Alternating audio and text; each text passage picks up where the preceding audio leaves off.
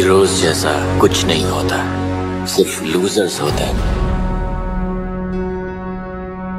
यहां तक पहुंचना मुश्किल था।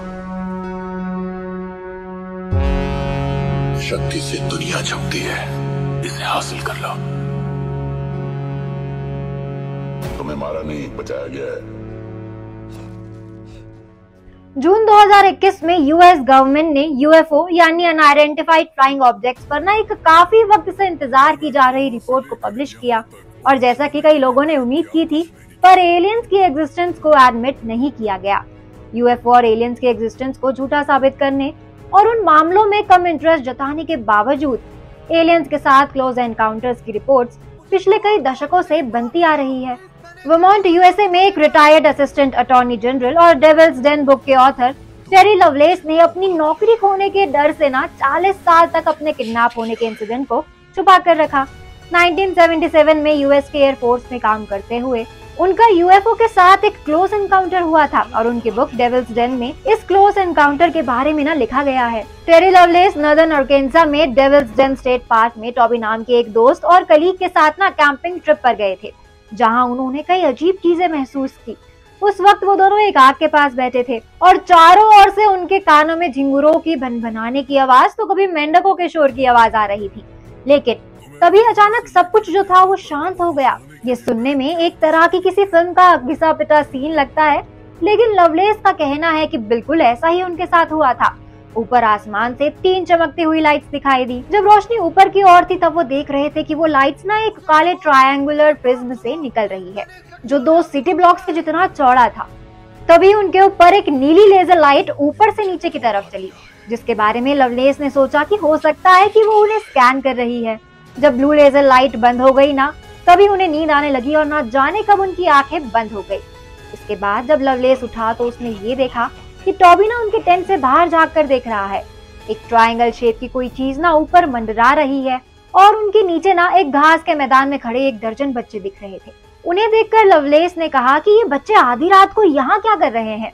तो टॉबी ने जवाब दिया, वो छोटे बच्चे नहीं है, क्या तुम्हें याद नहीं है कि वो हमें ले गए थे और उन्होंने हमें चोट पहुंचाई थी। जैसे ही टॉबी की कही बात लवलेस को समझ आई तो उसे यूएफओ के अंदर होने वाली टूटी फूटी यादें उसके दिमाग में वापस आने लगी। सालों बाद सम्मोहन यानी हिप्नोसिस ने उनकी यादों के ब्लैंक्स को भरने में मदद की और उन्होंने यूएफओ के अंदर रियलिटी में कुछ क्रिएचर्स का सामना करते हुए याद किया।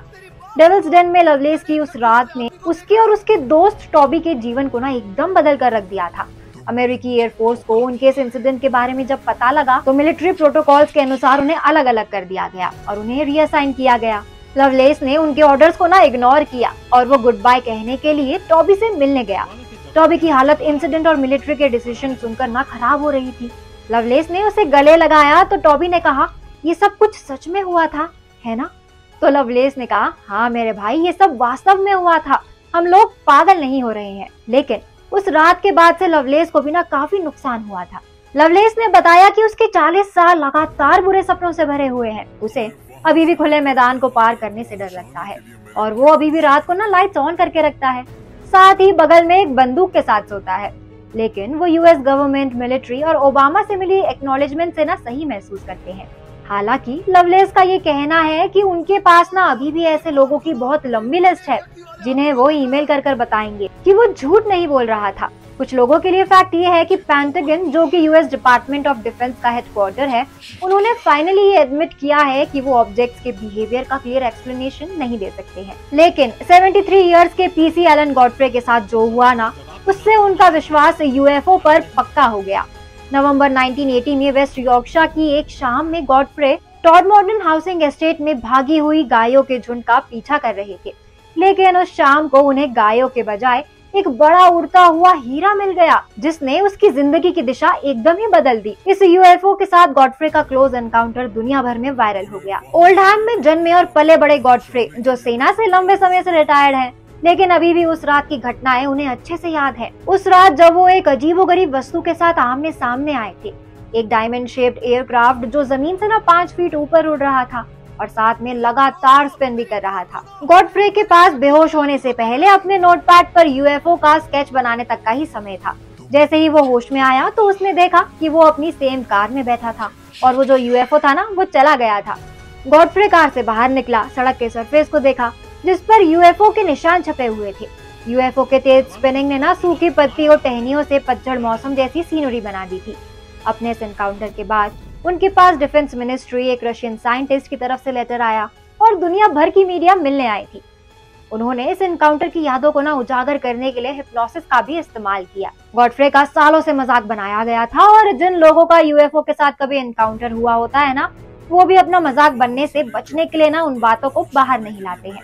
लेकिन अब चीजें बदल रही हैं।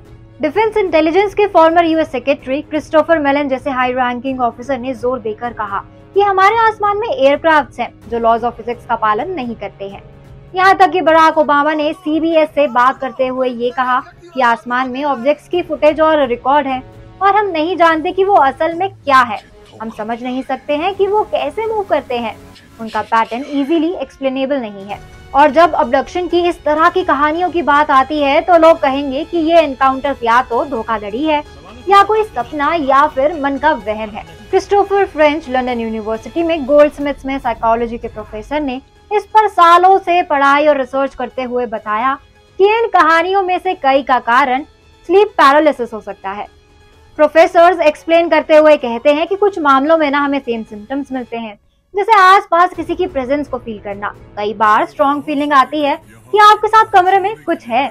इसने आगे हेलुसिनेशंस को ऐड करते हुए कहा कि कई बार कमरे के चारों ओर घूमती हुई अजीब रोशनी या फिर अजीब फिगर्स या लोगों की परछाई भी देख सकते हैं। लेकिन ये सब सिम्टम्स गॉडफ्रे की कहानी के लिए ना फिट नहीं बैठते हैं।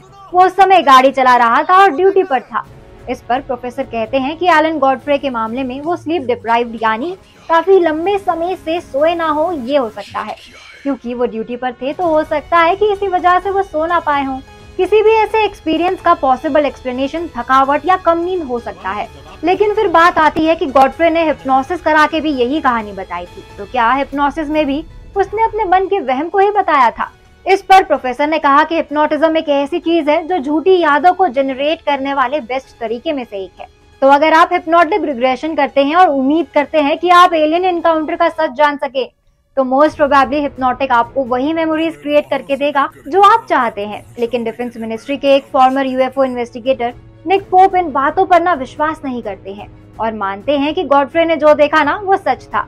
निक को लगता है कि लोग हेलुसिनेट करते हैं, लेकिन वो या तो मानसिक बीमारी की वजह से होते हैं और गॉडफ्रे उस वक्त ड्यूटी पर था, तो ऑब्वियसली मेंटली वो स्टेबल था और इसलिए वो सारे एक्सप्लेनेशन यहाँ लागू नहीं हो सकते हैं। और दुनिया में सब लोग काम करते हैं, थकते भी हैं, लेकिन कुछ ऐसे लोग हैं जो कहते हैं कि उन्होंने एलियंस, यूएफओ या स्पेसशिप्स को देखा है। निक आगे कहते हैं कि वो ये नहीं कह रहे हैं कि वो मानते हैं कि ये सचमुच सच है कि ये विदेशी स्पेसशिप है, तो सिर्फ इतना कहना चाहते हैं वो कि कम से कम इन लोगों को जिन्हें पहले झूठा बताया जाता है उन्हें सुनवाई दी जानी चाहिए। हर कोई ये कह देता है कि ये लोग अटेंशन और फेम के लिए ऐसी कहानियां बना रहे हैं, लेकिन मैं इतना कहूंगा, क्या फेम और क्या पॉपुलैरिटी। यूएफओ कम्युनिटी के बाहर कौन एलन गॉडफ्रे या टेरी लवलेस के बारे में जानता है? तो एलियंस एनकाउंटर की ऐसी कहानी हमें क्रिश 4 में देखने को मिल सकती है। आज के लिए बस इतना ही। अब मैं पूर्णिमा लेती हूँ आप सभी से इजाजत। ये कहानी आपको कैसी लगी हमें कमेंट करके जरूर बताएं। ये वीडियो पसंद आया हो तो इसको लाइक और शेयर करें, साथ ही सब्सक्राइब करना ना भूलें बॉलीग्राड स्टूडियोज को। मुझे छोड़ दो, तेरी बात सुनो, मैंने एक शक्ति वाले आदमी को देखा है। तुमने मुझे धोखा दिया है, मुझे चीट किया है।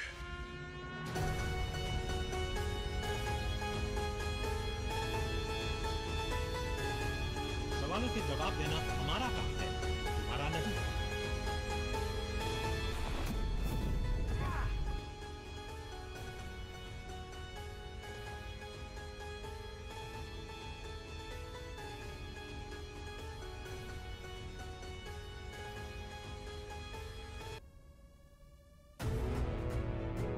तुम्हें वहां से लेकर यहां तक पहुंचाने के लिए मैंने क्या कुछ नहीं किया।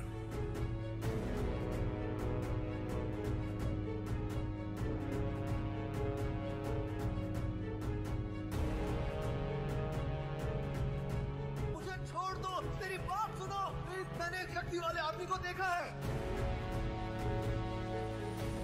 तुमने मुझे धोखा दिया है, मुझे चीट